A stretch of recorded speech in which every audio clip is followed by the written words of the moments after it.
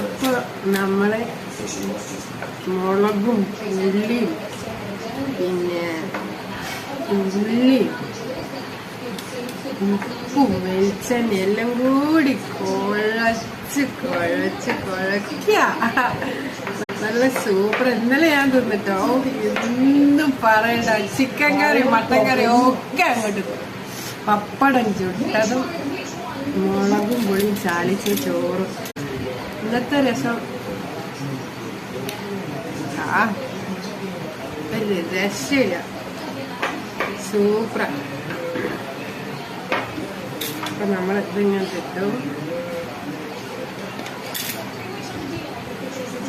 Super. അവര് പിന്നെ വേണം, അവന് വേണമെന്നുണ്ട്. അവന് ചിക്കന് ചപ്പാത്തിയൊക്കെ ഉണ്ട്. എന്നാലും ഗൈസ് എന്റെ മോൻ തിന്നാൻ എങ്ങനെ സൂപ്പർ.